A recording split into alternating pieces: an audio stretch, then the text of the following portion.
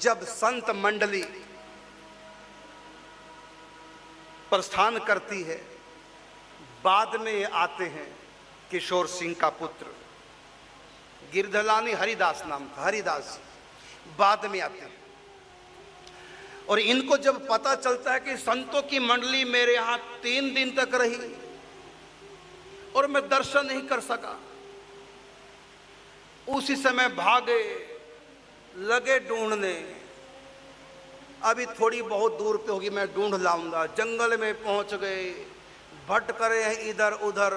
कोई भी राहगीर मिलता है, पूछते हैं कि संतों की मंडली इधर से निकलती, कहा इधर तो नहीं। फिर दूसरी तरफ जाते, पूछते नहीं इधर तो हमने तो देखा नहीं। बड़े परेशान, ऐसे व्याकुल हो गए जैसे कि प्यासा पानी के लिए व्याकुल होता है, भूखा भोजन के लिए। जैसा कि धन लूट गया, न जाने क्या हो गया। ऐसे कि प्राण छटपटा रहे कि 3 दिन तक मेरे घर में संतरे में दर्शन नहीं कर सका, परेशान हो गया। अंत में इनकी संत निष्ठा पे मेरे स्वयं ठाकुर जी रीझे और संत का भेष बना करके सामने से जंगल से आ रहे, संत के चरणों में गिर गया। चलो संत की मंडली नहीं, कम से कम एक संत के तो दर्शन हो गए। चरणों में गिर गया, प्रार्थना की और साथ में पूछा कि महाराज आपने संतों की मंडली को इधर उधर कहीं जाते देखा? संत ने कहा क्या करोगे संतों की मंडली का? ठाकुर जी ने परीक्षा कर रहे, कहते महाराज संतों कितने संतों के एक साथ में दर्शन होंगे, सेवा का अवसर मिलेगा, प्रणाम करूंगा। तो संत भेष में ठाकुर जी बोले तू सबके नाम का मुझको ही प्रणाम कर ले, तू सबको मुझ में ही देख ले। महाराज ऐसे कैसे हो सकता है? सब संत इतनी महिमा का गान करते हैं प्रभु का चरित्र, के आप भी सुनाएंगे? हाँ मैं सुना देता हूं। क्या संत इतना खाते हैं? सब संत क्या इतना अकेले आप खा सकते हैं? मैं सब संतों का आप में देखूं, क्या आप इतने संतों जितना खा सकते हैं? ठाकुर जी ने कहा खा भी लूंगा। अच्छा पहले आप कीर्तन करो संतों की तरह। अब लगे जंगल में, ठाकुर जी कहते बैठ। ऊंचे ठाकुर जी संत भेष में, वो पहचान नहीं रहा कि भगवान है। और नीचे हरिदास जी बैठ के महाराज संतों की महिमा, भगवान की महिमा का गान करो। तो संत भेष में ठाकुर जी बोले अरे भगवान की महिमा से भी ज्यादा संतों की महिमा गान और उनकी सेवा करने का फल है। हाँ महाराज सो तो मैं जानता हूं, चलो आप संतों की महिमा का वर्णन करो। अब ठाकुर जी संतों की महिमा गाने लगे। तो ठाकुर जी ने कहा देखो, एक बार देवर्षि नारद जी को भगवान ने कहा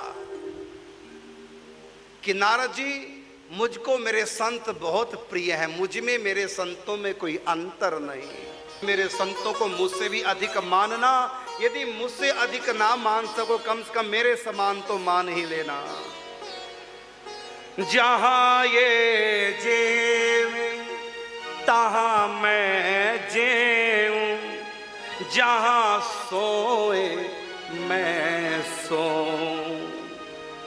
जो मेरे भगतन दुख देवे, कुल समेत तेई खो, कुल समेत तेई खो। मेरे भक्त विभीषण को रावण ने लात मारी, मैंने कुल समेत वंश समाप्त कर दिया। जहां ये मेरो करे कीर्तन, तहां करूं मैं वासा। इन्हीं के पीछे मैं उठ धाम, मोहे इन्हीं की आशा, मोहे इन्हीं की आशा।